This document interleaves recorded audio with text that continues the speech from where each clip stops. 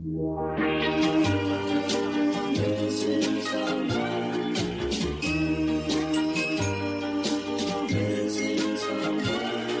someone.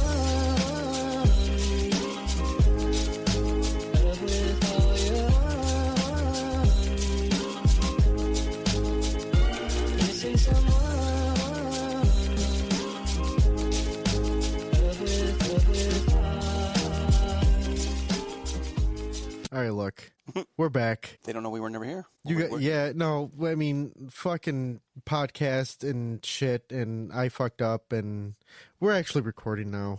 And we recorded what we thought we recorded for 20 minutes, and I forgot to hit the record button. So there's that. But to recap, I'm here with Don and Dan. Yay! First matchups from our fucking whatever the fucking bracket is called. Candyman killed Annie Wilkes. Freddy Krueger scared the shit out of Xenomorphs. Samara Morgan beat Regan, and of course she made her watch her video. Yeah, and of course Jaws didn't escape death. So anyway, moving on. Death turned the shark into sushi. Son of a bitch. Super. Oh God. We didn't really go over too much. We did not. We just did a recap that would just bored you guys hearing the same shit again, because we know how fickle our thinkers are. Yeah. They want new content. Yeah. And so here's the new content. So anyway, with our first matchup of the night, it's going to be Art the Clown versus Kevin Wendell Crumb. Ooh, that's a good one. Haven't even thought about that one yet. Jeez. What do you think's going to happen with that one, Donnie? I kind of just want to throw something at him. So we started describing the first matchup, and then I realized that we were not recording. Fast forward, good matchup. Popularity, Art the Clown fighting. Not sure. Art maybe, because... Australia. Yeah, that came up. I don't know why it came up, but it came up. And we all picked Art. Yeah, we all picked Art. Okay, next one. No. We're not going to go. No. We actually have to break it down. Yeah, Rondon John Bon Jovi. It's not my fault. We were already doing that, and it didn't record. But we were going to break it down anyway, so we didn't. We were already doing that. We lost 5 minutes. That's about it right now. Yes, sir. So I will go over Kevin Wendell Crumb. Yeah. And I know you'll put in your 2 cents for both Art the Clown and yes, sir. KWC. Don, I don't know what you're doing, but anyway, just to do a brief synopsis. Mm-hmm. Now return you to your regular rescheduled program. Kevin Wendell Crumb, better known by the alias of The Horde, is a central protagonist of the East Trail 177 film trilogy, serving as the main antagonist of Shamalama Ding Dong's 2016 thriller Split, and the secondary antagonist of Glass, through his 23 split personalities, namely Dennis, a cold, sociopathic, demented man, Patricia, a soft-spoken, cruel, and domineering woman, and the Beast, a violent and monstrous yet visionary cannibal with Malthusian outlook, a visionary outlook on life. Oh, he's like Seth Rollins. Believing only people who have endured immense suffering and loss are worthy to live and prosper. Kevin suffers from DID, dissociative identity disorder, resulting in the creation of 23 additional personalities. According to the movie, these 23 personalities sits in a room waiting for their turn in the light. Split's depiction of DID is factually inaccurate and contradicts many of the diagnostic criteria and symptoms listed in the DSM. Kevin Wendell Crumb was born to parents Clarence and Penelope Crumb. Approximately 10 years before the events of Split, Kevin began working in maintenance at the Philadelphia Zoo, and his DID was treated by Dr. Karen Fletcher. The real Kevin was buried in his own mind by his other personalities on September 18, 2014, while he was on a bus. He was in Split, which was the first movie, I believe. Nope. second. Was the second one? Was the Glass with the first one? Nope, third. Was the third? Okay, so Split, Glass, and what was the first Unbreakable one? was the first one. Unbreakable. And it lists all 24 personalities. I won't go through all of them because it's a lot. But the main ones were Dennis, Patricia, and Hedwig. Hedwig. And then the Beast. Oh yeah, and the Beast. Yeah. So Hedwig, was a 9-year-old boy who befriends Casey, Claire, and Marcia after they were kidnapped by Dennis. He loves to draw and dance to music, especially that of Kanye West. Unlike the other personalities, Hedwig has the power to steal the light, quote-unquote, from Barry, the dominant personality. And while not intentionally evil, Hedwig chooses to give the light to Dennis and Patricia so he's not made fun of. Enjoys using the term, etc. Etc. Etc. Etc. Have you ever seen these movies, Lupe? I think I seen the third one. So Glass. Glass, yeah. And I think I've seen that with you, Don. I don't know. I've seen all of them. The Beast, the 24th and most dangerous personality form. This personality changes Kevin's body chemistry and physiology to the point where his skin is impenetrable and can develop superhuman speed, strength, and durability. He is shown to be able to climb walls, bend metal bars, and survive shotgun wounds. He believes that those who are broken are pure. Patricia. But see, there's not much about Patricia. It just says a soft-spoken British personality who is considered the high priestess of the Horde. Yeah. And then Dennis. Dennis was one of the first personalities to form when Kevin was only 3 years old. Dang. As well as one of the more disturbing. As he has a perverted liking for watching young girls dance naked, he also has obsessive compulsive disorder caused by Mr. Wilde's OCD and touches everything with a yellow rag. He is also very intelligent, manipulative, and tough, and is mostly able to act like a different personality. Although he is cold at times, he seems to have a lighter side, especially towards children. He, Patricia, and Hedwig are known as the Horde by the other 20 personalities, and the 3 are worshippers of the Beast. Yes. What do you got to add? His kill count. So. Okay, that I do not have. Kevin Wendell Crumb has a kill count of 3, but they're all attributed to the Beast because that's when he killed them. He killed Dr. Karen Fletcher by snapping her spine as the Beast. Jesus Christ. Marcia was eaten alive by the Beast off screen, and then Claire was eaten alive by the Beast. So those are the 3 kills attributed to him. And that's, what I have to add about him. 3 kills. Those are rookie numbers. They are. Gotta pump those numbers up. They are. Yeah, but those are some violent ass kills. Snapped her fucking spine. You said? Oh, yeah. Jesus Christ. I mean, wait till we get to some of Art's kills. Oh, yeah. This is true. This is true. Oh, yeah. This is true. So I also have that says, Kevin, he evidenced 23 personalities to Dr. Fletcher, a psychiatrist, but there was one still submerged who was set to materialize and dominate all the others. And that was, I believe, the Beast, and he was compelled to abduct 3 teenage girls, led by, his personality, Casey. Led by willful, observant Casey. Kevin reaches a war for survival among all those contained within him, as well as everyone around him, as his walls between his compartments shatter. So again, if you watched a movie, you can see, James McAvoy, is that his name right now? Yeah, James McAvoy. Fuck, the way he changed his personality, like he's the star of the movie. He's such a good actor. Yeah, he's the star of the movie. This is the one I played. Kevin Wendell Crumb. Yeah. Yes. God, we're talking about him. How do I forget his name? He's amazing. Like, just to see him go in and out of Patricia and then the Beast later. Like, it's been a while since I've watched a movie, but he's creepy as the Beast because you see like glimpses and flashes because he's moving around the room so quick. They don't really show him, if I remember correctly, all the way. But yeah, his body changes and everything, and it's a good movie. It's a psychological thriller, I'd call it. One of the reasons I like the movie is because when I first saw Split come out, I was kind of like, I didn't know what to think about it.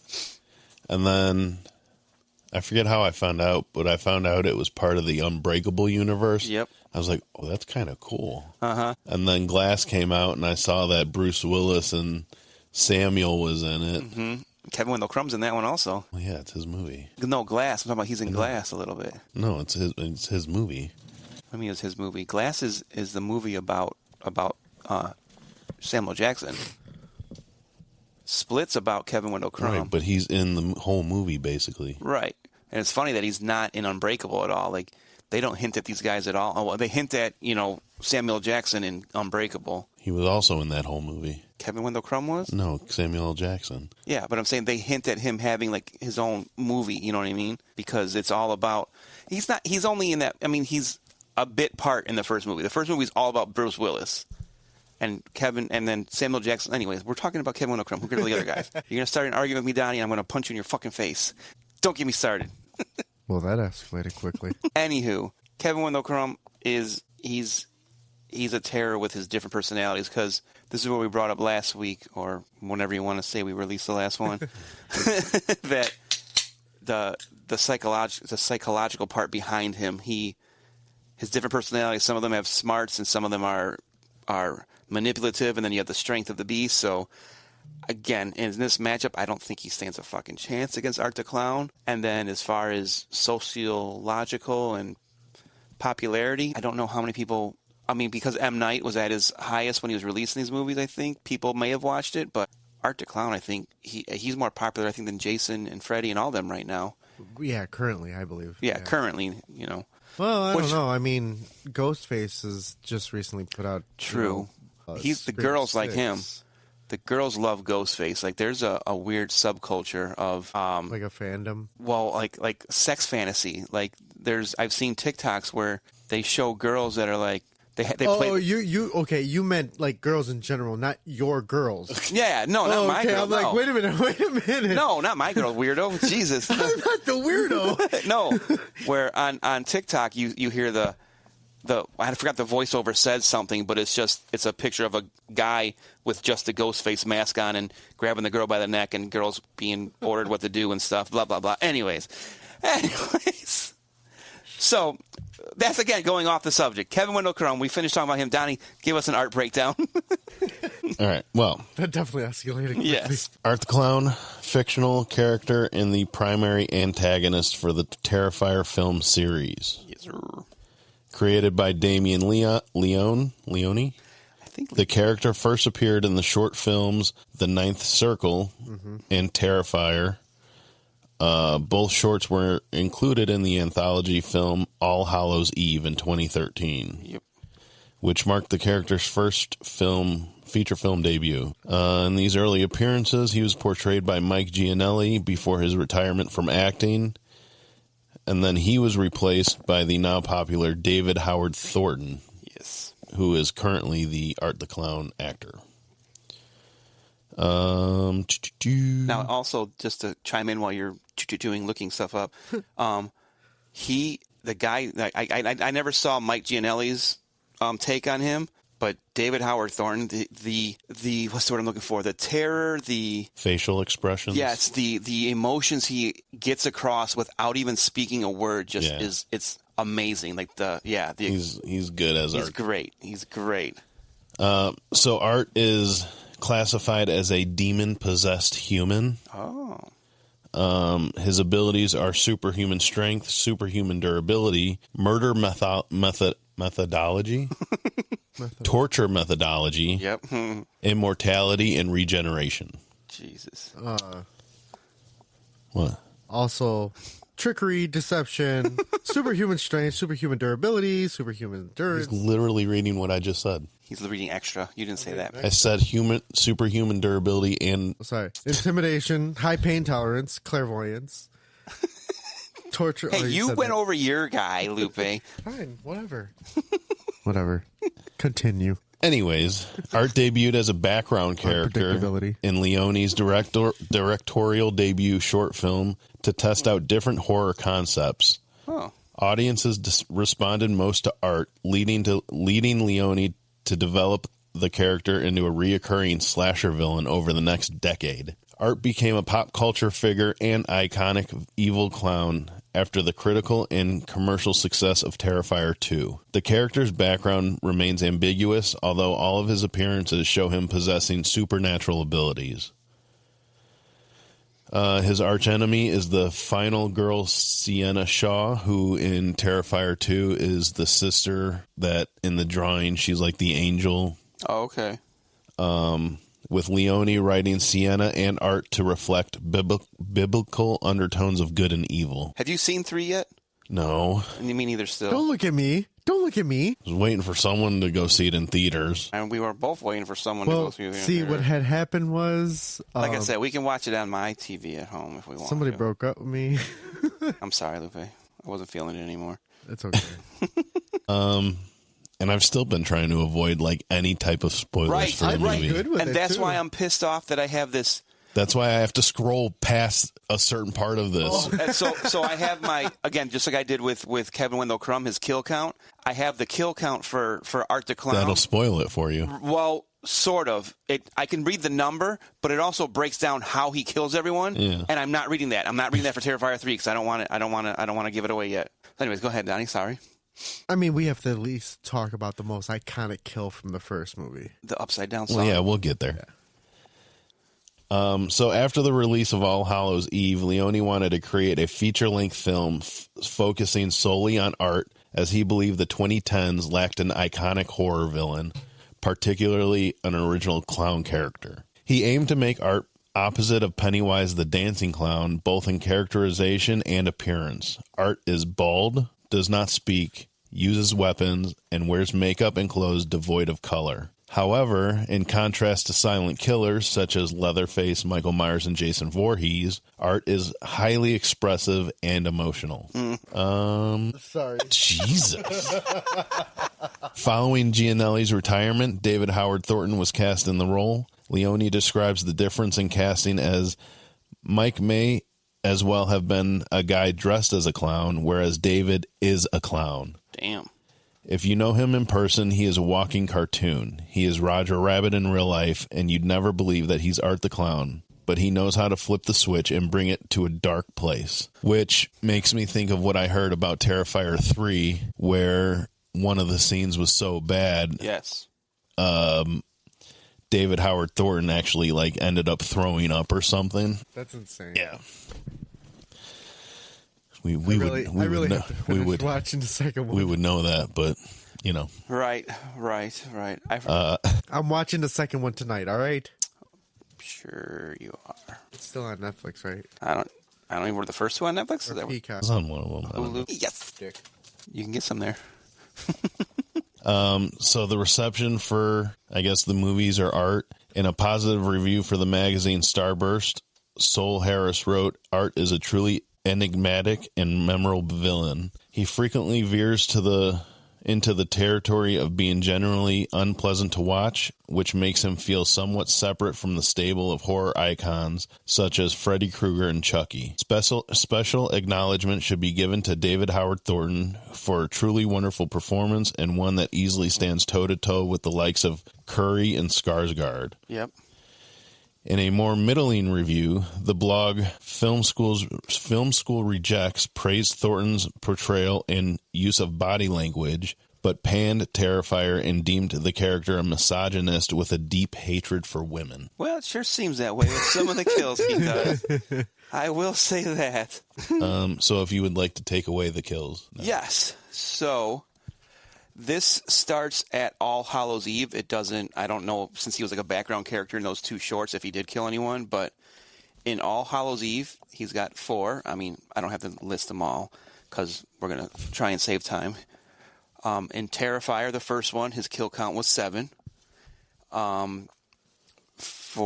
What's the word I'm looking for? Spoiler alert, if you have not watched it yet, the one we're talking about, the most iconic kill, is he hangs a girl upside down and takes a saw and cuts her vertically in half, starting at the crotch area and going all the way down her body with a hacksaw. So that's what you have to look forward to. That's what that actually, when I first saw that, not a lot of things actually make my jaw drop when I'm watching something. That did. And so I think I mentioned this before we even decided to do all this, that when me and Jamie started watching it, like, I went into these thinking that I might have to turn it off because some shit will gross me out. But it's hard to explain how these movies are done. It's campy where it doesn't look super realistic, but it doesn't take you out of being scared and freaked out by it. Because if it was super realistic looking, I probably would not be able to watch it. But the way they do it is good enough where I'm like, oh, it doesn't take away from the story. It doesn't make you go, oh, this is so stupid. Well, I know we've talked about this before, but I think the first one, The budget. was campy because of the budget. Right. The second one obviously was better. Yeah. I mean, I'll maybe in 10 years I'll find out about the third We'll one. talk about the third one probably in 2095. When there's like 4 more. Yeah. So No, they're only doing one more. So, to continue, All Hallows Eve, 4 kills. Terrifier, 7 kills. Terrifier 2, he has a total of 10 kills. Since Lupe haven't finished that one, I won't go over the most iconic kill in that one, so that's fine. And Terrifier 3, I'm not reading. The first Not 20 reading, minutes. not reading. Okay, kill count, 23 in the Terrifier 3. To give him a total kill count of 44. 40 humans, 24 male, 12 female, which goes against what you just said. He hates females, but he's got 24 males. He's killed 12 females and 4 victims of unknown gender. And he's killed 2 animals, a possum and a rat. But 44 human kills. No, 40 human kills, 44 humans. Anyways, whatever. You get the point. All I know is that it's more than Kevin Crumb's 3. Right. And it's more than Jaws. We'll take that into consideration. We will. I mean, my vote was always going to be Art the Clown anyway. Especially Right. when I seen this matchup.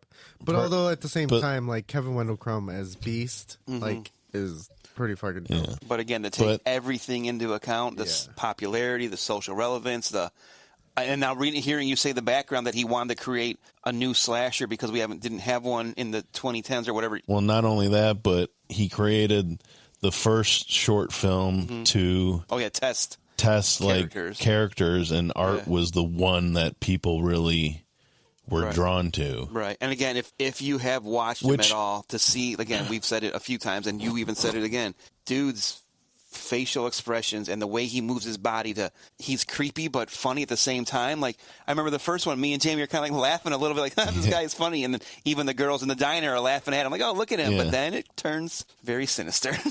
Which, to me, it's kind of funny, though, because it, like I said before, it's the actor who plays him now wasn't the original one. Right. But the character was still able to draw the attention. Right, which is awesome. I haven't seen All Hallows Eve yet. Also, he made an appearance in Ice Nine Kills. Ice Nine Kills music video. It's the most recent song they released. Yeah. A work of art.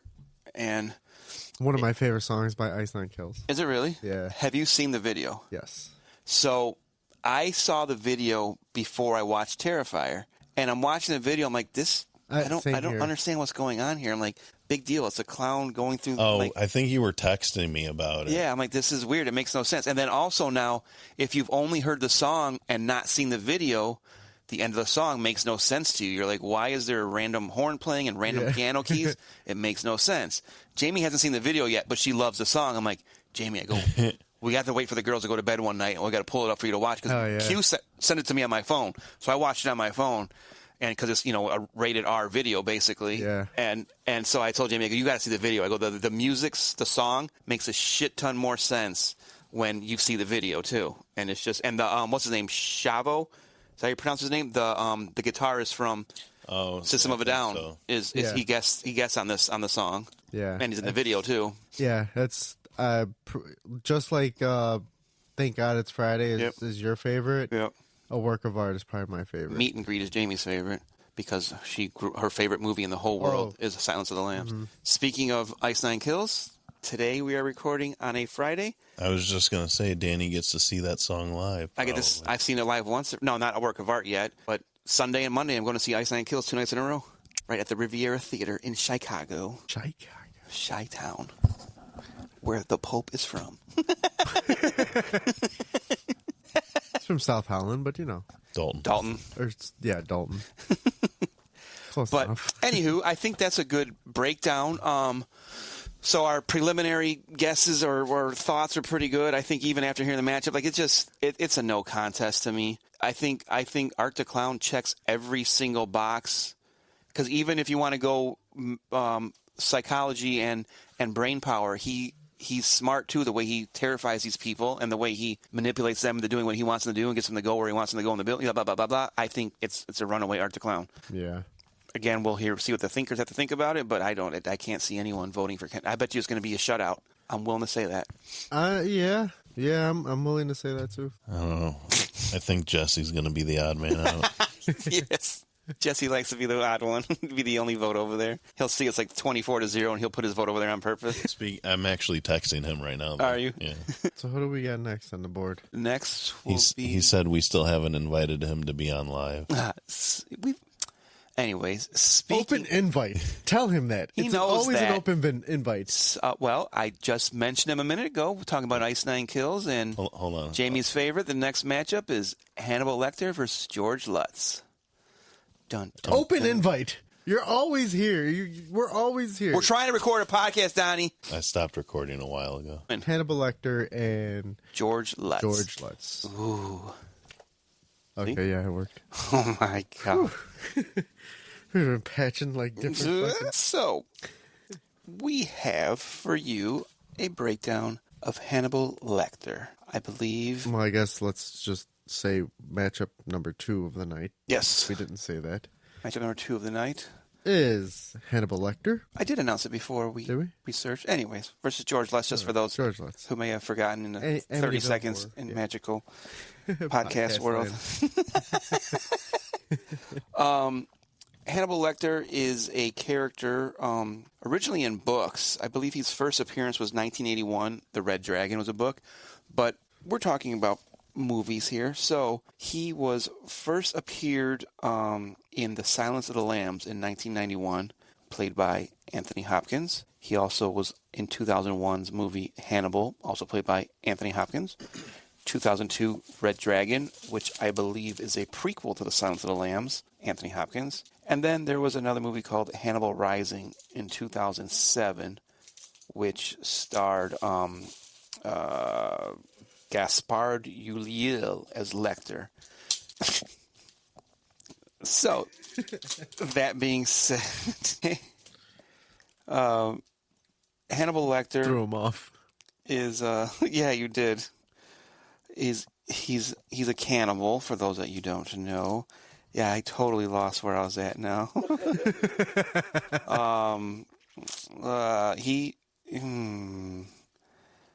So, yeah, now you just fucked me up, Donald.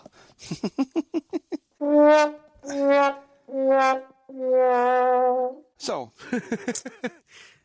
he's a brilliant cannibalistic serial killer whose assistance is routinely sought out by law enforcement personnel to aid in the capture of other criminals. He was in Silence of the Lambs. It was okay. Son of a bitch. Anyways, that went on. It was critical acclaim. It was a success critically and financially, and it became the third film in Academy Awards history to win all. Daddy really is having a stroke Yeah, tonight. I don't know what the fuck. To win all top 5 categories. It got Best Actor for Anthony Hopkins, Best Actress for Jodie Foster, Best Director for Demi, Best Adapted Screenplay for Ted Talley, and it won the Best Picture. So, yeah, I don't know. Donnie just totally threw me now, and I don't know what else to say. Don, do you have anything to add at all? Still chewing, huh? Oh, my gosh. So let me give you a breakdown, I guess, of him. Isn't that what you've been trying to do? You threw him way the fuck off. Did you say his total kills? Because I have that. Not yet. So Hannibal Lecter is a Lithuanian-born serial killer, notorious for consuming his victims, earning him the nickname Hannibal the Cannibal. He was orphaned at a young age, and Lecter moved to the United States of America, becoming a successful psychiatrist. He committed a series of 9 brutal cannibalistic murders and was eventually caught by Will Graham, who later consulted him for advice on capturing the Tooth Fairy. That's what I believe Red Dragon's about. He escaped incarceration while assisting Clarice Starling in capturing Buffalo Bill. Hello, Clarice. Hello, Clarice. 7 years later, after a near-death encounter with one of his surviving victims, he reunites with Starling, and they become lovers. Blah, blah, blah, blah, blah, blah, blah, blah, blah, blah, blah, blah. So, Donnie, go ahead with your kill count while I try to regroup. Fuck, I just took a bite. Well, you told him to unmute you, jackass. I don't have the wrapper anymore. Oh, my God. This is the worst All right. ever. Anyways, Iceland Kills has a song about him called Meet and Greet, which is, if you love the movies like Jamie does, the little nuances and hints to the movie like Iceland Kills is famous for. What's it called? Meet and Greet. Oh. That they put in there. Like there's a breakdown in the middle where it goes... like it makes a noise, and I always thought it was just cymbals, but James was like, you know what that is, don't you? I go, it's just, but that's a nice bottle of Chianti when he ate his liver, and what he does with his mouth. So I'm like, it's just fucking phenomenal, the shit That's they put in the their one songs. line that I always say, and my mom hates it. Yeah, it says, a census taker once tried to test me. I ate his liver with some fava beans and a nice Chianti. He does that. It's Chianti. But... Whatever. I also have the Chianti Dixon. Do you? Yeah. I wanted to get that one. I didn't get it. I got it. So the kill count for Hannibal is 41. Really? Damn. According to this, yeah. I mean, I would guess that it's more, but List of Deaths Wiki says it's 41. Nice. 25 men, 15 victims of unknown gender, and 1 woman. Okay, I'm very confused with this whole unknown gender thing. Like, is it killing the person or mutilating the person's body so bad that they can't identify the gender? Could or be. Well, they just don't want to misidentify the gender because it's 2024? Well, here's the thing, though. Before, I know with, and it might be more to Buffalo Bill than the actual Hannibal Lecter part, but there was a whole lot of transgender and gay and stuff going on in that one, so it could have been someone either pre-op, post-op, something like that. Okay. Maybe because I don't think the deaths you're referencing are all in the movies. Because, like I said, his past, he was arrested because he got found cannibalizing 9 people. So, yeah, maybe he ate someone so much you didn't see what their genders were. You know what I mean? So, who knows? Maybe that's why. But, again, like I said, the Silence of the Lambs. I only said that because it also said the same thing for Art the Clown. Right, it did. Yeah. And that's why, again, with Art the Clown, I don't know, but I know Buffalo Bill was a dude, and that's why he was killing the women to steal their skin to make a skin suit so that he could lotion on the skin. Yes, or else it gets the hose again. So many iconic like fucking quotes from that movie. Mm-hmm. So also, Silence of the Lambs. Someone had asked, is he based on anyone in real life? And the people that made the movie were inspired by, partially by Dr. Alfred Bally Trevino, a Mexican doctor and murderer. Well, we already know Buffalo Bill. I don't know if you do know this or not, but Buffalo Bill, the guy he's trying to catch in Silence of the Lambs, or he's trying to help Clarice catch, was based on Ed Gein a lot. So, and Ted Bundy. Oh my God, I can't talk tonight. So, as for his kills, in Hannibal, they list 20 total. Okay. Silence of the Lambs, they list 9. Okay. Red Dragon, they list 4. And Hannibal Rising, they list 7. So, interesting. Very interesting. So I only seen the original Hannibal. The Silence of the Lambs, you mean? Silence of the Lambs. Yeah. I think I started watching Red Dragon and I got busy and I started doing something else. I don't remember Red Dragon that much. But I know I started watching that one. I gotta think. I'd have to watch it again. Well, I don't know about again, but I don't remember if I've ever seen Red Dragon or Hannibal Rising. I know I've seen Red Dragon. I don't know if I've seen Hannibal Rising. Good one. Because I know I've seen all the, because, man, now I'm wondering, because I'm getting them all confused too. I don't know now. Anywho. All right. Moving on. Yeah, because that was horrible. That was probably the worst one I've done yet. Well, yeah, because you stroked out like 3 times during the whole thing. Apparently, me opening a payday really messes with Danny. If Jamie listens to this episode, that's going to really piss her off because she could have talked for an hour on Hannibal alone. Yeah. And I I'm And not you happy. just butchered the shit out of it. Yeah, I'm not happy The with. good thing is Jamie doesn't listen to us anyway, so it doesn't matter. So, thinkers, I apologize for my review of Hannibal because that was not good at all. On to Amityville. Well, George Lutz, but yes, Amityville. So I'm going to start off on like the house, the actual house. The Amityville house is a building located in Long Island, New York. The house was known as 112 Ocean Avenue. That just put the song in my head. Ocean Avenue. Never heard of it. Was built in 1927 as a Dutch colonial house. It is a five-bedroom, three-bathroom house. It was known for having the eye windows on the front of the house, which were later removed. Yep. In 1965, the DeFeo family purchased the house. The DeFeo family were murdered by Ronald DeFeo Jr. on November 13, 1974. This is like the true story behind it. The DeFeo family were murdered by Ronald DeFeo Jr.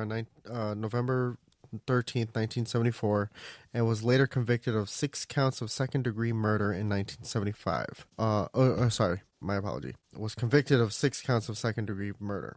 In 1975, the Lutz family purchased the house along with the DeFeo's furniture as part of the mortgage agreement that was all intact from the murders. The family fled the house after living in the house for only 28 days, claiming that they were terrified by paranormal activity. The house today is currently occupied and has been renovated, and the eye windows were removed, and the address was also changed. Now moving on to the actual person that we are covering, which was George Lutz. During those 28 days in the movie, George Lutz was portrayed by Ryan Reynolds, which is a very odd character for Ryan Reynolds. Oh, but he's awesome in it, though. Oh, yeah. It's one of my favorite Amityville versions. Yeah. I've seen the original from 1970s, too. Yeah, 1970. Whatever. What's his name played him? The guy who played Thanos.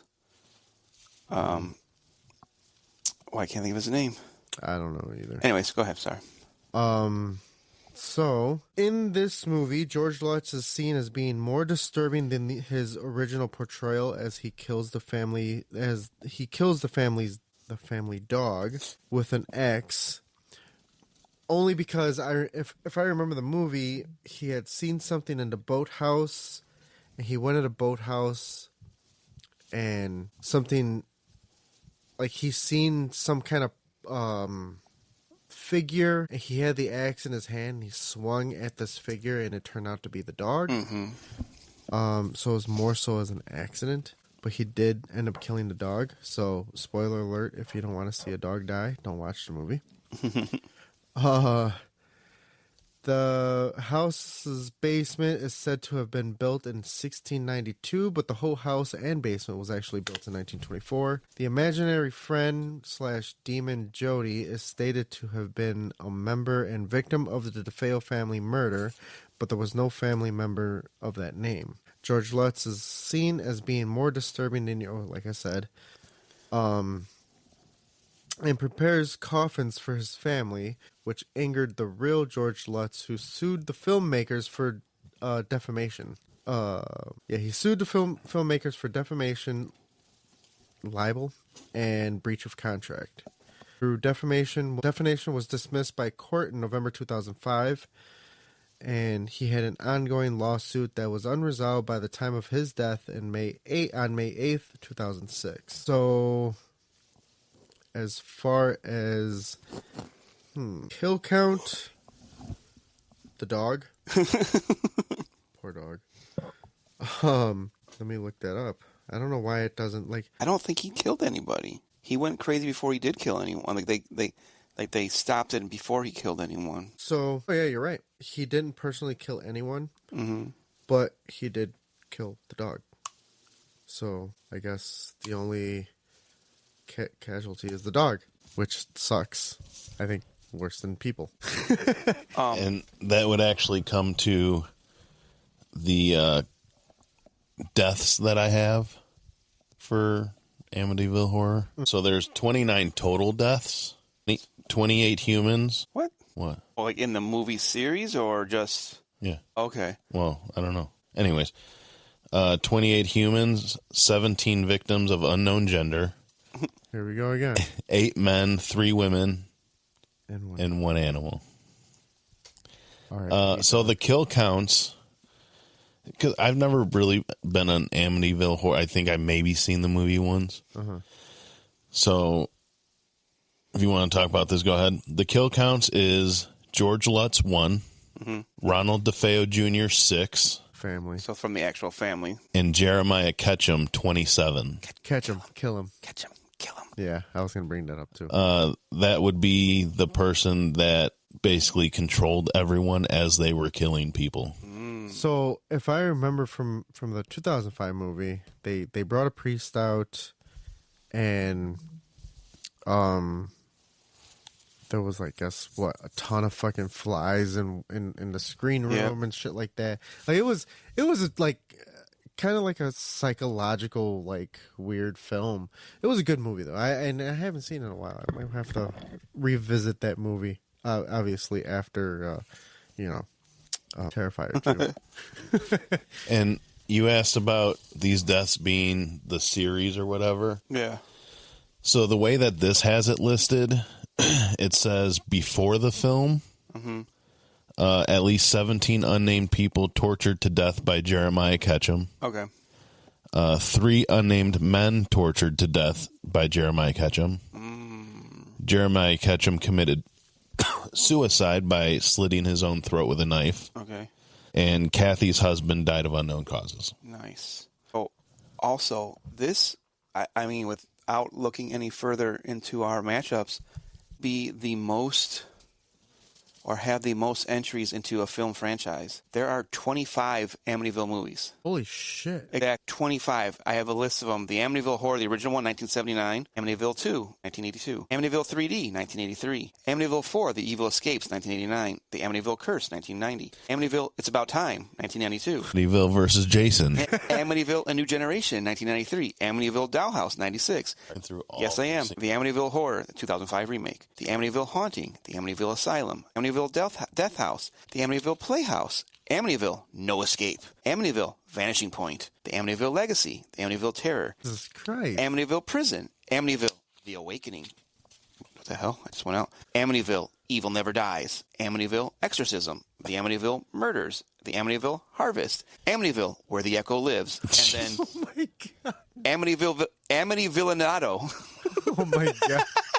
Is that like Sharknado? I mean, guess what the so. fuck? Amityvillenado, I guess. I don't know. So it says the 1979 film is the best known in the series. Well, I think 2005 is kind of up there. James Brolin, so I was thinking about James Brolin and Margot Kidder portray the couple George and Kathy Lutz. The part of the priest to bless the house is played by Academy Award winner Rod Steiger. The first 3 Amityville films received a theatrical release, while the 4th film was made for television by NBC.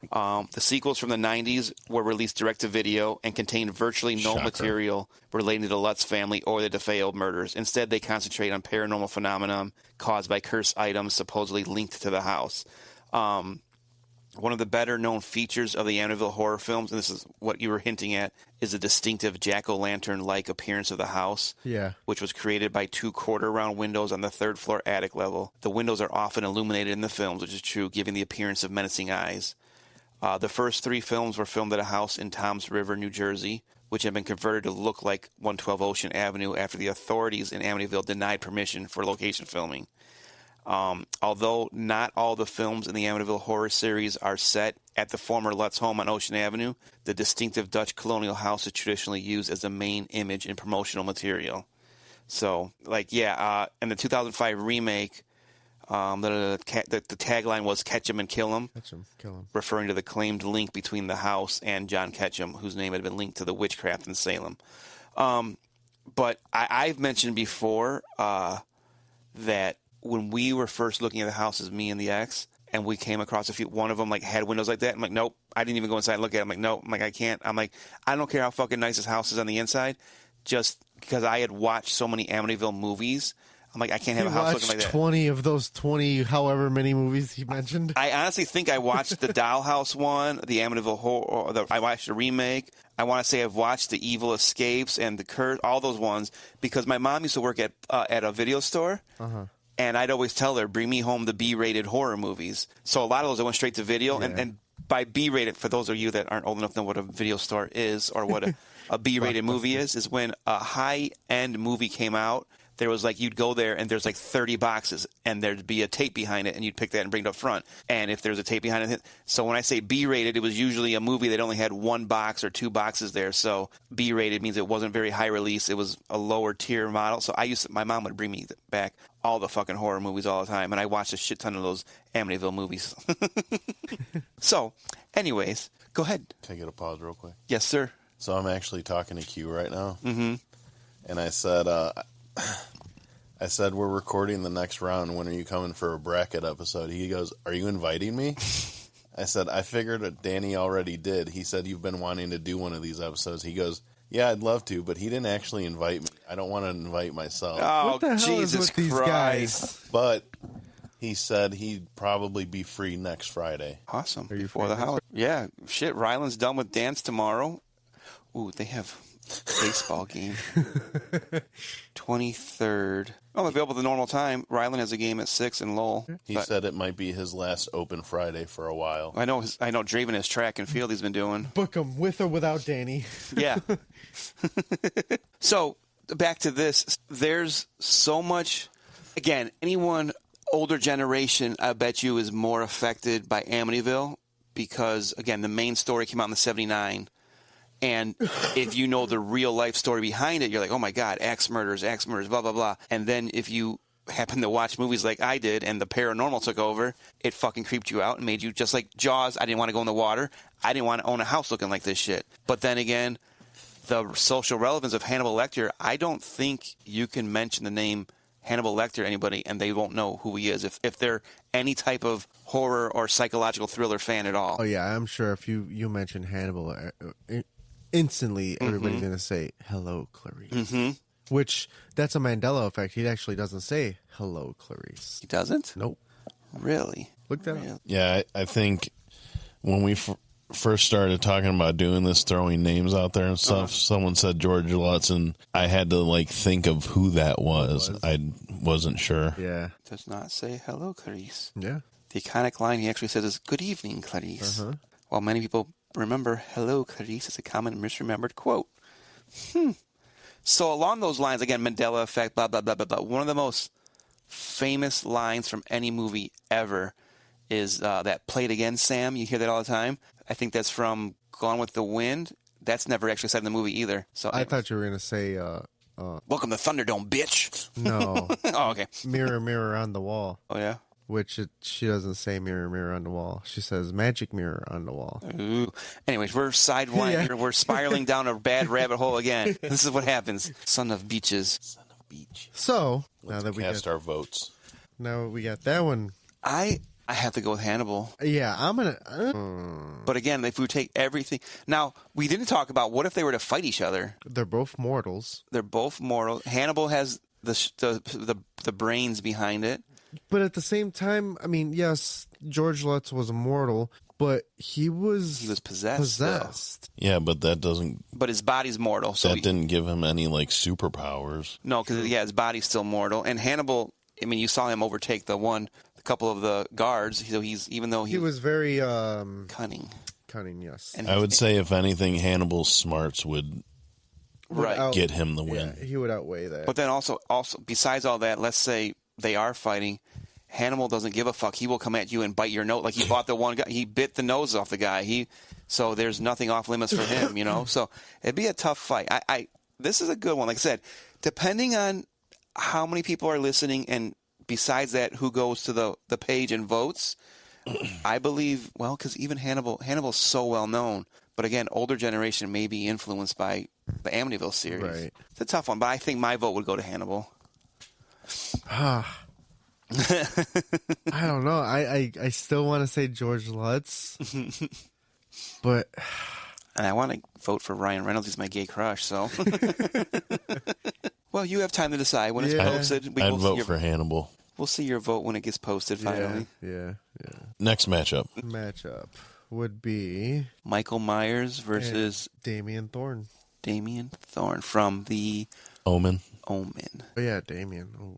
That's the one that we were first talking about where I think you said it'd be an easy Michael Myers win, and I'm like, but he's the the son of the devil Yeah. and has the devil's powers. Right. So, the magic of podcast land. Pause while we review. I met him 15 years ago. I was told there was nothing left.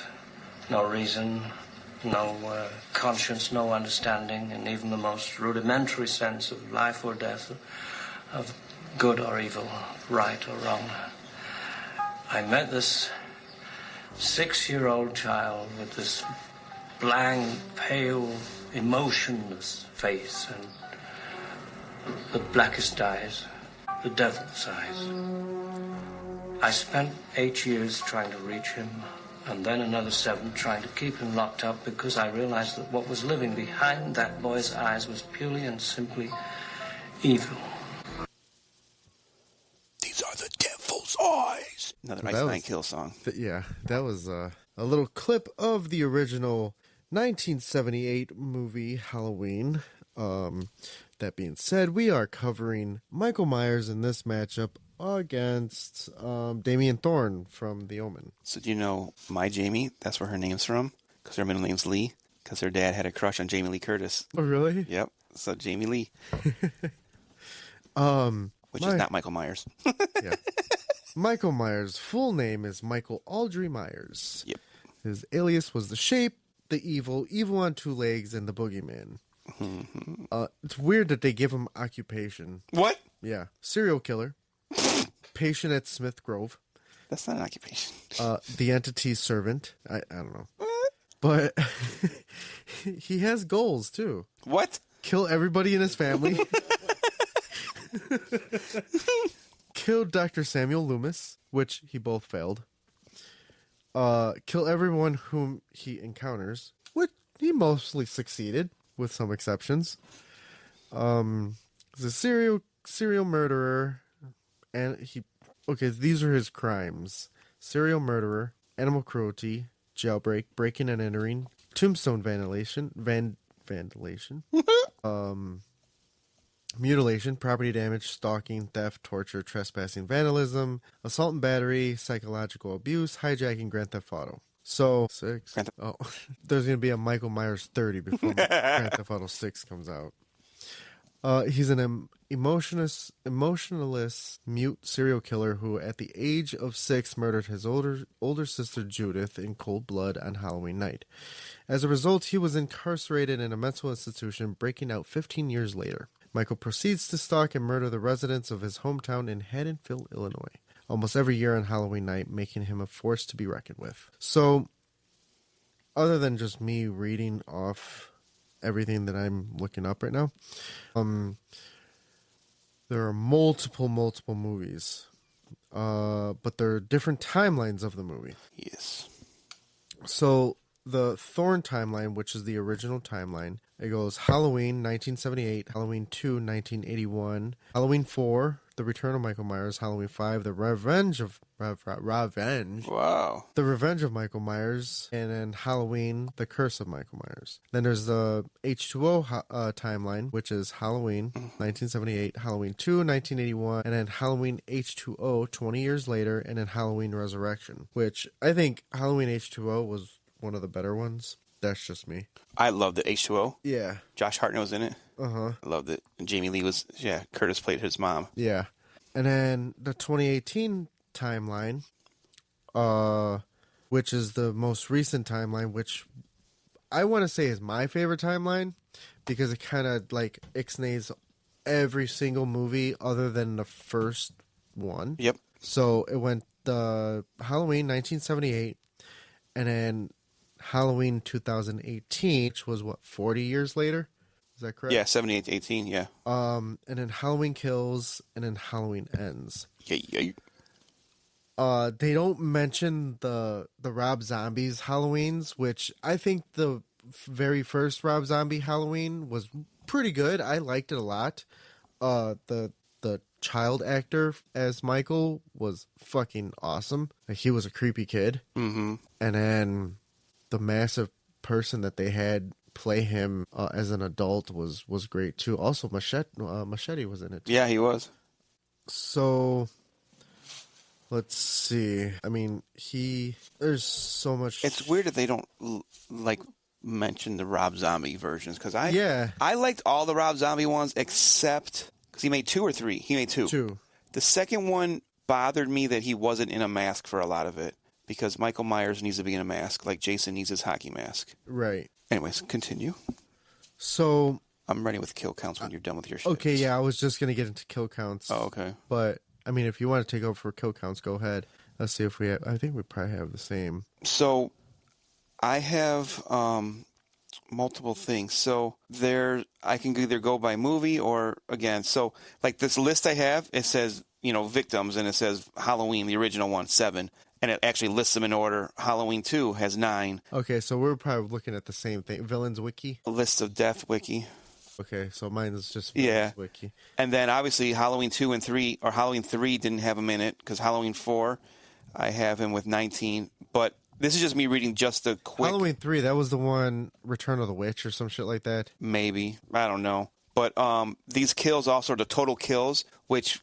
when I get to the end, when I break it down, this also includes like animals. So and then anyway, so I'm not going to list every damn movie because there's a lot of fucking Halloween movies. Ton. So when I get to the very end, though, I thought you were going to say kills, but yeah, there's a ton of movies and kills. Yeah, kill count by appearances in the films. There's 198 kills, but it doesn't include the Rob Zombie kills in there either. Because then even further down, now I have kill count by timeline. So these are the timelines that list. So in the Halloween's 4 to 6 timeline, there's 81 kills. The H2O timeline, there's 52 kills. Now this mentions the reboot timeline, which is the Rob Zombie, 55 kills. Now the 2018 timeline, which includes movies 1 and 2, and then now the most recent 3, 62 kills. So when you add those all together, 52 and 55 is 107 plus 81, 108 plus 62, no, son of a bitch, no, 180, and then 62, son of a bitch. I had it all added up before I got live now. 50, 51, 07, 188, 190, 250. So 250 kills in the films. And that includes all the timelines together. I have 250 kills, which is insane. That's one of our... Are those good enough numbers for you, Donnie? I even have a list of the weapons you've used. Really? Chef's knife, his hands, his unnatural powers, phone cord, hammer, cord, hot water, syringes, IV machine, blood, scalpel, metal rod, electric transformer, shotgun, the high speeds of a truck. Wow. Scissors, garden claw, pitchfork, scythe, car hood, noose, metal spike, corn thresher, axe, fuse box, surgical machete, metal bars, ice skate. Oh, I remember that kill. Trickery, elevator, heights, camera tripod, cable, walls, foot, chain. So, besides all the movies and the kill counts, social relevance. Now, I don't know if you guys have ever heard this or if you know this, but a lot of, what's the word I'm looking for? Like horror movie purists claim Jason's a ripoff of Michael Myers. Michael Myers was the original slasher. He was, again, the shape, the thing, the guy in the mask. He was the original slasher. Jason came out a couple years later, 1980, 1981. I think. And it was just another company like, oh, look at how good Michael Myers did. Look how good that Halloween movie did. Let's make another killer guy. So a lot of people, like if you just Google, horror icons, like, how we got our list, but the top horror icons of all time, Michael Myers is on the top of the list every time because they call him the original slasher icon of all time. And he's my second favorite. Jason's my favorite. I always say that. But I have a special place in my heart for Michael because also, again, social relevancy. Play the music, the theme song, and tell me someone that doesn't get creepy by it. Oh, yeah, for sure. Get creeped out by it. Also, another fun fact. His mask is actually William Shatner. William Shatner. Yes. Here's the theme. And that's the original theme. Like That's Rob awesome. Zombie redid it, which had more of a Bass. like a bass theme to it. But yeah, again, social relevance. I think he's been in a shit ton of movies. I didn't even count all the movies. The song, again, Everybody knows where that's from. I don't care who you Yeah. are. You know where that's from. You know who Michael Myers is. Everyone knows Halloween. So, yeah, that's a tough one. Yeah, in the first 2 Halloween films, Michael's iconic white mask was in reality a Captain Kirk mask, repainted with its features removed. Yep. Anything to add, Donald? No, I think you guys covered everything. So, you can stop the music What music? so we can hear Donald's breakdown of the competition. All right, yay, let's do this. All right, so Damien Thorne, fictional character and primary antagonist of the Omen franchise. He is the Antichrist and the son of the devil. No.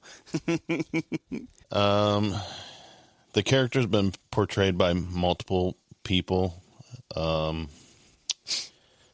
I think there's 5 Omen movies? Well, I think from what 6. I've seen. There's the Omen, Damien Omen 2, Omen 3, The Final Conflict. yes. The Omen remake in 06. Which came out in June 6th. Wait, you forgot Omen 4, The Awakening. Not 1991. listed. Oh, yeah, I have it. Damien Wait. TV series. Hold on. You didn't let me finish my fun fact. The Omen that came out in 2006 was actually released on June 6th, 2006. 666. Ooh. Sorry, continue. Damien the TV series. and last year they came out with a movie called The First Omen.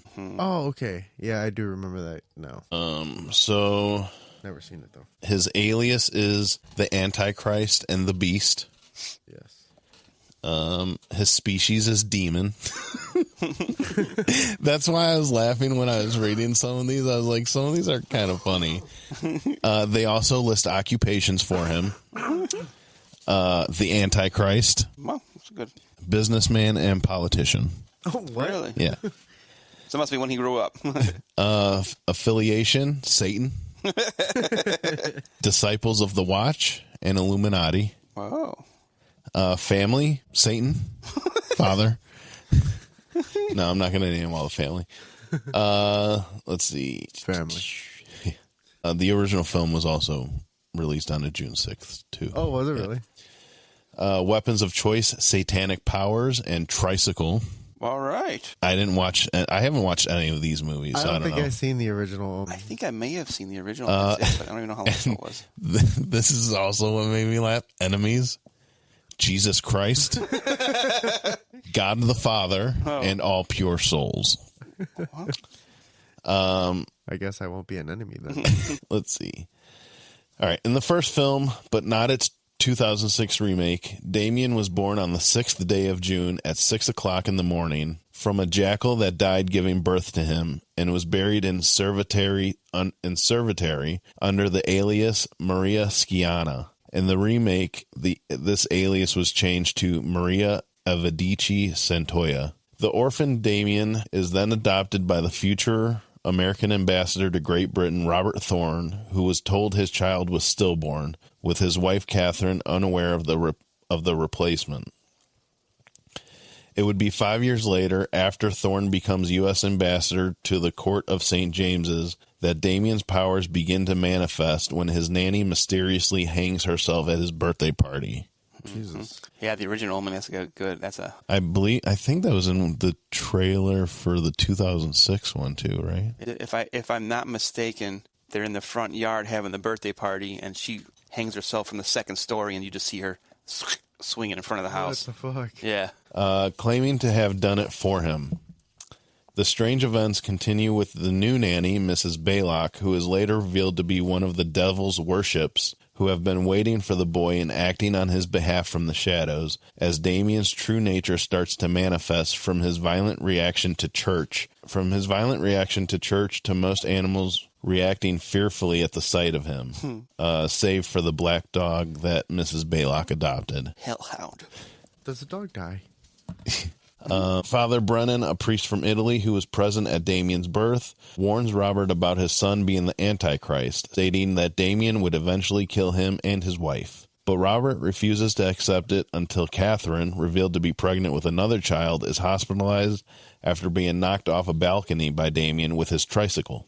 a fall that kills the unborn baby. Jesus. Accompanied by a photojournalist, Keith Jennings, who is eventually decapitated in a freak accident, Robert learns both the truth of Damien's heritage and the fact that his own child was actually murdered to ensure Damien's being placed in his care so that he may rise up through the world of politics. An exorcist in Megiddo, Israel, named Carl Bugenhagen, probably said that wrong, gives Robert 7 ancient daggers that he inherited that can kill the Antichrist. Robert is initially against killing the boy until he finds the 666 birthmark that confirms his identity as the Antichrist. But when Robert brings Damien to a church to commit the deed, he is killed by police before Damien is harmed. At Robert's state funeral, Damien is seen in the company of the President of the United States before being adopted by his uncle, Richard Thorne. Oh, that's where the politician comes from. Yeah. Yep. Yeah, and then I'm not going to read all of this because it just keeps going through all the different movies and all that stuff. That's fine. Let's see. The Hollywood remake was made featuring Liv Schreiber, Julia Stiles, and Seamus Davy Fitzpatrick. The plot of the remake closely follows that of the original film. George Ochoa, in his book Deformed and Destructive Beings, The Purpose of Horror Films, identifies Damien Thorne from the Omen films as a deformed and destructive being. Ochoa writes that horror film audiences possess an ambivalence of horror and delight over the continued existence of the film's monster. He says of Damien, it is horrifying to realize that the boy survived the final battle with his adoptive father, but it is also pleasing because Damien, in company with the ever-present Satan, as well as realized DDB. He says the presentation of Damien as a character in the original Omen is accentuated by his defeat of his adoptive father, who is played by Gregory Peck, known for the leading man in heroic roles. In the remake, however, Damien defeats his adoptive father, played by Liv Schreiber, who is not associated with playing heroes. Ochoa concludes, the result was that Schreiber's character, defeated by the little boy, was neither exceptional nor horrifying, just forgettable. Dun, dun, dun. Want to go for kills now? I have his kill count. So it's weird the way this breaks us down. The original timeline, it's got 42 kills. The reboot timeline has got 10 kills. And this wiki page is like up to date, but it says 2016 timeline, TBA. So it hasn't figured out everyone in there, I guess. So overall, it says 52 kills so far. So, also side note, the 2016 series, the TV show, Damien, was filmed at Cinespace in Chicago. Oh, is it really? Every time I was delivering there, I'd see it says The Omen, and it would say on one of the doors. And so awesome. I saw like where the costumes were kept and everything. So I delivered where they were filming it. But so he's got a pretty decent sized kill count, also 52. For him, how old was he again? Did you mention it? Like, 'cause he was a kid, right? But I believe the other movies all follow him aging, because that's why when it says job politician, because it is him getting older and everything too. So, and I know I seen the original Omen, but probably once 40 years ago, maybe not 40 years ago, but you know what I mean, forever ago, 60 years ago. Because I remember they mentioned the one kill, a sheet of glass, chops the guy in half, cuts his head off, decapitates him. I remember one of the guys gets killed by like a lightning rod falls off a roof and goes right through the guy's body and kills him. Jesus. Yeah, and for a 1976 film was pretty brutal death. Brutal, yeah. So yeah, like Danny said, throughout the movies he does get older, because in which movie is this? In Omen 3, The Final Conflict from 1981, he's a CEO of a company. Okay. Yeah, he definitely, yeah. Who I think he's played by Sam Neill. Oh, okay. Who, if you guys don't know, sorry, is the older guy from the original Jurassic Park. Yep. Oh, from the, okay. From the grumpy guy. Yeah. Yeah, grumpy. for sure. White hair, white suit. Nope, that guy. Not that guy. That's Grandpa. That's the guy that started Jurassic Park. The guy that goes... The bone guy. The one dating the blonde girl. that gets jealous of Jessica Goldblum. That the little boy follows around. Dr. Yeah. Yes. Dr. Grant. Mm-hmm. Yes. Dr. Grant. That's Sam Yes. Neill, I didn't know that. the bone guy. Dr. Grant. So, Awesome. All right. Final So thoughts? when we talk about these two characters, when you talk about, well, like Danny said, when you talk about popularity and all that, of course it's going to be It's gonna lean Michael towards Michael. Myers. right. Why are your eyes so fucking red? I was just rubbing the fuck out of him. Anyways, I'm high as but I don't know. fuck. To me, if you think about it in like a fighting type of way, it's just hard. Right. It's hard to go against Damien because of the obvious, like, son of the devil has all his powers type of thing. Also, Michael's immortal too, I think. I mean, yeah, Michael was shot 6 times, fell off a roof, and got up and walked away. He's been killed in every movie, but comes back every time, I think, too. I believe Except for the last one. I believe he actually is immortal, too. No, he was grinded up in the last movie. Yeah. Or in a wood chipper or some shit like that. Which would mean he's not immortal. But they hinted at having... maybe not the person himself was immortal, but the mask. The mask. That's where the evil's at. But I do want to say that I as far as like see, and for me, it's more of a biased popularity thing. Like I want to say Michael. Right. And again, it's not boils down to, in a fight, I don't know. I mean, Satan can't be beat, I don't think. There's always evil, but that's what the story behind Michael is he's evil. They've said Satan, maybe Damien grew up to be Michael Myers. Dun, dun, dun. So, looking it up, this says, and I mean, this is like the Google AI thing, but it says Michael Myers is often portrayed as having near immortal qualities, surviving numerous fatal injuries throughout the Halloween franchise. However, the explanation for his resilience varies across different films, with some suggesting he is simply a very strong and durable man, while others attribute his abilities to his supernatural curse. Yeah. So it just depends on what film you're watching. Yeah. Right. But like I said, it's hard to go against the powers of the devil. True. The apocalyptic powers. True. But that's just one component of the voting process. Social relevance. I know, I said. Everything else. But yeah, I think fight-wise, is he fighting baby Damien? Teenager Damien? Adult Damien who takes over Satan's job when he dies? It would kind of be funny to see Michael Myers get killed by a tricycle. Just saying. I think this would just come down to personal. Like, I think people will mostly vote for Michael Myers because that's who they know, and That's where the popularity is at. yeah. Right. Yes, sir. All right. Well, I guess we will see. TBD. TBD. Just like Damien's kill count. TBD. There's one last one. The final. The final countdown. Da-da-da. I could tell Lupe's tired now. Pennywise and Norman Bates. It's Pennywise, the dancing clown. Ooh. So- Georgie? Now, if you don't know what that is, you don't got to listen to our podcast anymore, because that is another one of the most iconic sounds from a horror movie.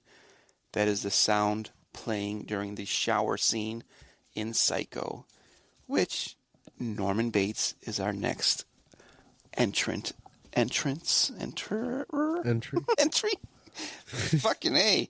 None of us can really talk tonight. So Norman Bates is a fictional character created by American author Robert Bloch as the main protagonist.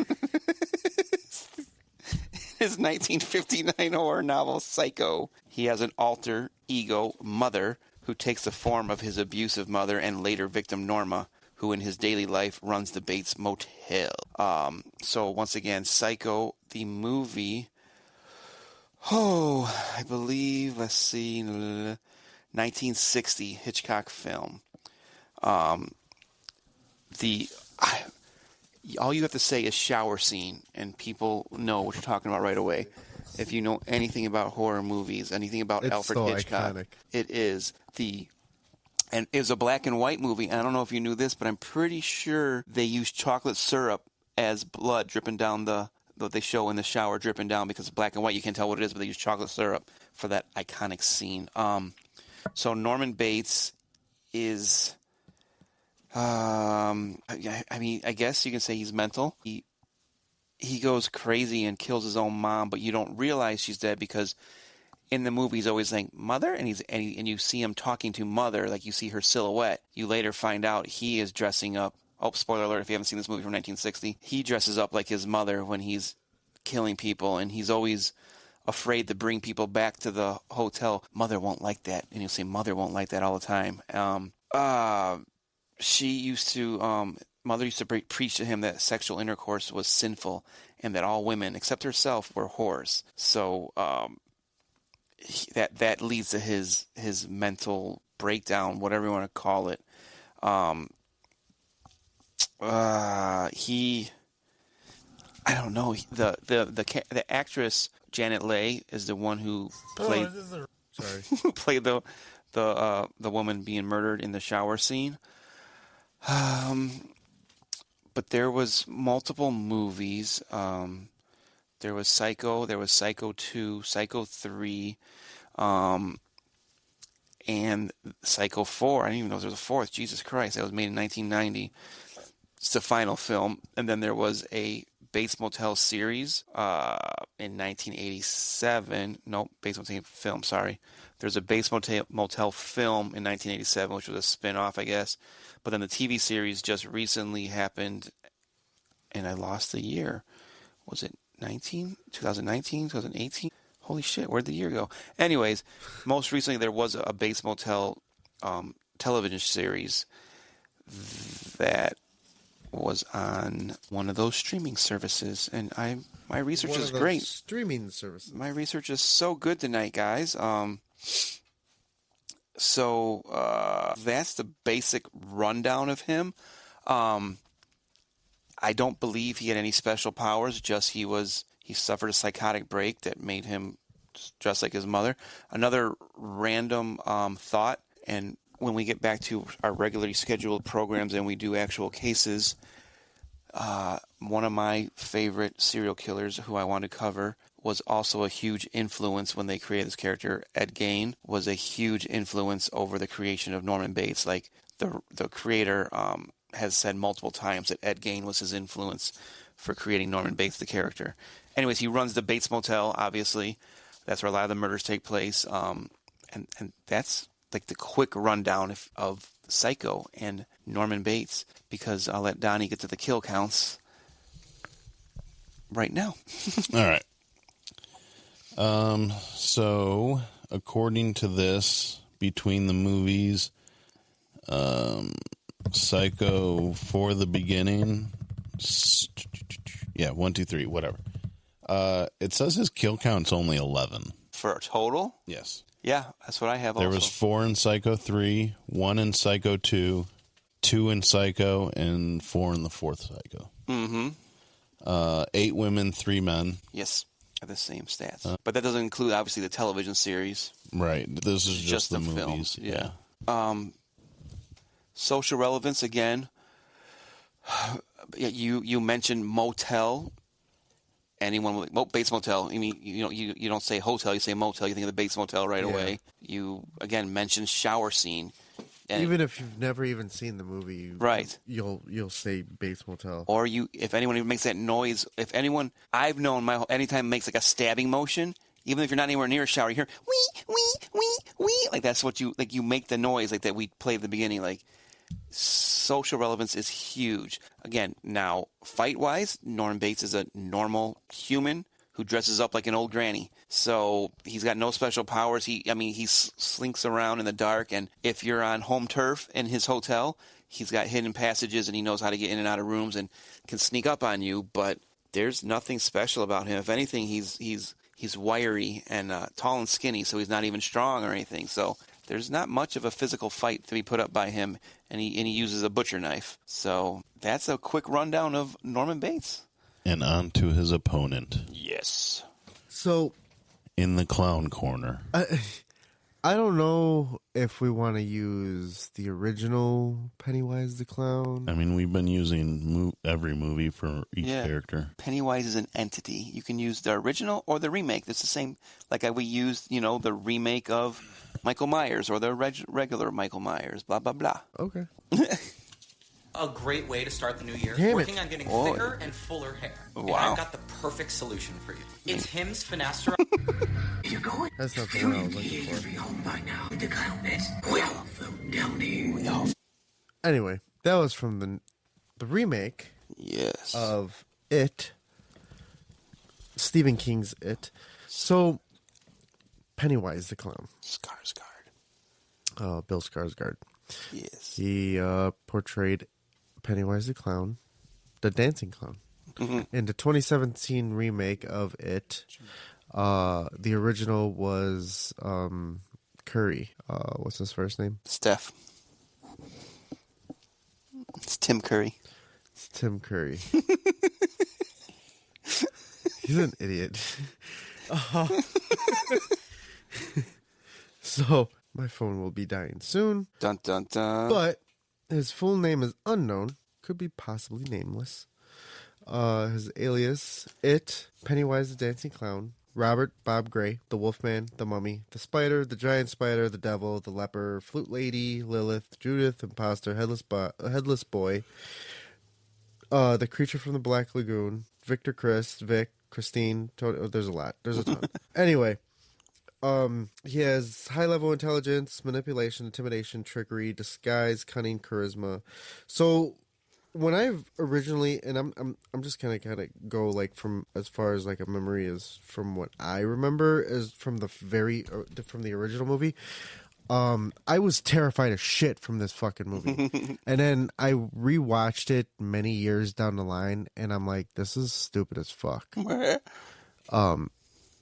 It's a giant cockroach. That was from the I original. thought it was a tarantula. I don't know what it was, but it was a tarantula. it It was looked a like a spider. giant cockroach. But I think what like terrified me most in the original movie was that one kid who had asthma, and this is battery acid, clown, or something like that. I don't remember exactly what he said, but so it was basically that's what it was. It was what these children feared the most. The one girl, her dad abused her, so that was portrayed as him. There was the one kid who was afraid of spiders, and that's why it turned into a giant tarantula at the end of the movie. So not a cockroach. Yeah, but it looked like a cockroach. And then A peek behind the scenes. When me and you talked about this a few weeks ago, I believe even you said it finally clicked because you're like, oh, it's a clown. But I had mentioned, if you watch the movie over again, he takes the shape of their biggest fear, Right. and you're like, oh shit, and it clicked. I remember seeing you're like, you're right. yeah. It's kind of like Freddy almost, the way Freddy fucks you in Right. your dreams. As far as his kill count, I don't know if you guys actually have that pulled up or anything like that. Donnie is supposed to do the kill counts for both. So, when it comes to Pennywise, the kill count's interesting. Do they mention, like, before the movie, like, hey, he killed 180 people in this town 27 years ago? Yeah. It says his total kill count is incalculable. This says Pennywise reboot, so it's only talking about the two new movies. Okay. And it does say before the films, Okay. billions of unnamed people when arriving at Earth. Billions. That might be our winner then. 9 unnamed members of some tribe. 26 unnamed children, souls sucked out by Pennywise off-screen, bodies seen. 108 people exploded on an Easter egg hunt. What the fuck? Many other tragic events that are too many to count. Total countless. Jesus. That's before the films. Ooh, fuck. In the first It, there's 5. In Chapter 2, there's 5. So 10 on the films, but billions before the films. Right. Which, it's also interesting because I did find a different article on ScreenRant.com. The title of the article is Pennywise's kill count is so much higher than the It movies revealed.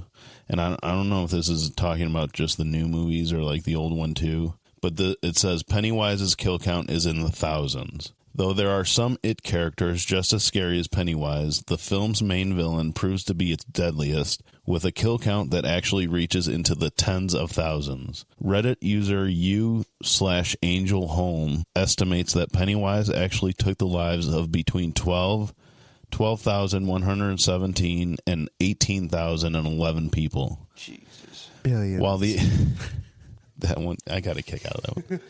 While the extent of Pennywise's victims isn't depicted in the big screen adaptation, this conclusion was reached through the calculation based on the information given in Stephen King's original book. As well as directed and explicit kills like the murder of Georgie, Pennywise's kill count includes catastrophic events that the supernatural entity is confirmed or suggested to have a hand in. These include the Kitchener Ironworks explosion, the burning down of the Black Spot, the actions of the Bradley Gang, and ultimately the collapse of Derry. The number put forward by u/AngelHome is by no means concrete, but clearly highlights how dangerous Pennywise is throughout the course of it. It goes on to say that Pennywise's surprising kill count actually makes sense. While 12,000 to 18,000 people might seem like an extremely high number for one villain, Pennywise's large kill count actually makes a lot of sense. Firstly, Pennywise's origin story explains that the evil entity has been terrorizing the town of Derry for 270 years, appearing once every 27-year cycle, which is plenty of time to rack up a kill count that puts other horror movie villains to shame. Oh shit. Shots fired. In addition, its status as a supernatural being also gives Pennywise advantages that human murderers like Michael Myers and Jason Voorhees simply don't have. Whoa. While other horror movie villains are limited in their killing abilities, often only being able to take their victims one by one, Pennywise ostensibly Say that 5 times real fast. has control over a whole town for nearly 300 years, meaning their kill count across it has the potential to be far greater. Dun, dun, dun. Billions. Millions. And millions. So I think for this, my vote would be Pennywise, not because of his billions of kills. Like Danny said, I was going to call him George Bates again. I don't know why. Norman Bates. No, Norman Bates is just some guy. Right. Pennywise would wipe the fucking going floor against with him. a galactic Yes. supernatural creature. Right. Also, yeah, like the theme to Psycho is iconic in a way that people know it whenever you hear it, yada, yada, yada. Uh-huh. I mean, I think there's an argument that Pennywise is also pretty fucking iconic. He's one of the more popular... He's on the Mount Rushmore. Yeah, he's one of the more popular killers in movie or novel history, probably. Which I have the actual book, like the original Stephen King. I haven't read it yet. To me, I think the vote for this match would be like the vote for the Candyman match. Right. I think this would be a landslide. I think so too. Also, what I have, I don't know if I read it or heard it somewhere, but I don't know how much research you guys have done in the past, just in these movies in general. I don't research anything. No, I mean, just if you like, if you're watching a movie, like, where's that actor from? And you, like, Google something. I do that all the time. So, and then you have the novel. You've ever read the novel or no? No. So from what I've read before or heard somewhere, whatever, there's a, like, super, like, sexual sex scene between all the members of the Losers Club. And it got cut from the very first movie, obviously, because it was super sexual, like 12, 13, 14-year-old, however they old in the movie. Yeah. And it wasn't in the remake also. Movie. Yeah, and it wasn't in the new one. Also, they didn't do that. But there's supposedly, Oh, never mind. It's been so sounded long. like you said Steph Curry movie. It's Tim Curry. It sounded like you said Steph Curry. And there's, again, I haven't looked it up in forever, but I don't know if it's all the guys having sex with the girl or something to do with it, but yeah, it's some kind of, like, sex Never heard scene. that one. Huh? Never heard that. I heard about that, Mm-hmm. I think. But it's in the novel, but it's not in the movies. Interesting. Just, I said just a side story, nothing to do with the killers. Fucking read the book to prove it. Yeah, personally, my vote is Pennywise, and it should be a landslide. I'm gonna go with Pennywise as well. I most likely will go with Pennywise. He's up there. His popularity is crazy. I mean, hell, Easton, when she does her, what they call them, whatever night where the kids all go to the school and play together, she comes home with her face painted like Pennywise all the time. She really? She doesn't even like horror movies or scary shit because she has nightmares, but she comes home painted like Pennywise a lot. And Skarsgård played it great. Yeah, Steph Curry was iconic when he did the original one. Tim Curry. I did Steph on purpose to see if you caught it. But yeah. I've never actually watched the Tim Curry. Oh, really?